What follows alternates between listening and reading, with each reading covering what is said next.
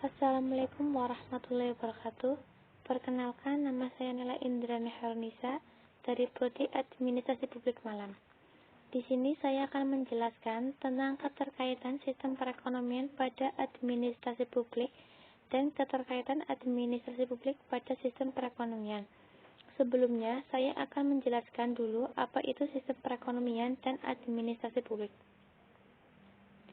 Sistem perekonomian yaitu sistem yang digunakan oleh suatu negara untuk mengalokasikan sumber daya yang dimilikinya baik kepada individu maupun organisasi di negara tersebut.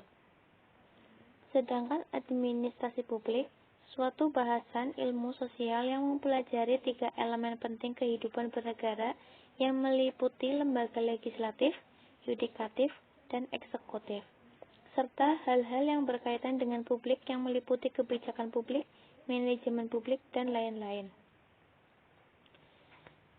Keterkaitan sistem perekonomian pada administrasi publik. Efisiensi merupakan tujuan administrasi publik. Efisiensi dapat dicapai dengan kerjasama dan kompetisi, sedangkan perekonomian dikemukakan bahwa dalam memenuhi kebutuhannya, manusia selalu berkompetisi dan membutuhkan kerjasama. Jadi, keterkaitan sistem perekonomian pada administrasi publik itu sama-sama saling berkaitan, karena dalam keadaan ekonomi suatu negara menunjukkan indikator keberhasilan penerapan administrasi publik oleh pemerintah negara. Sedangkan pada administrasi publik sendiri, bahwa administrasi publik berfungsi melakukan penataan dan pengaturan sistem ekonomi dalam suatu otoritas atau pemeriksaan agar terwujud efisiensi dalam tata kelola perekonomian. Karena administrasi publik juga bertujuan untuk mencapai kesejahteraan umum. Kesejahteraan umum sangat berkaitan dengan ekonomi.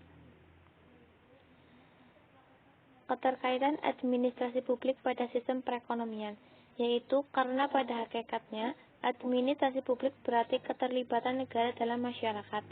Hubungan antara administrasi publik dengan perekonomian juga terjadi dalam penyusunan anggaran belanja suatu negara atau sering disebut APBN.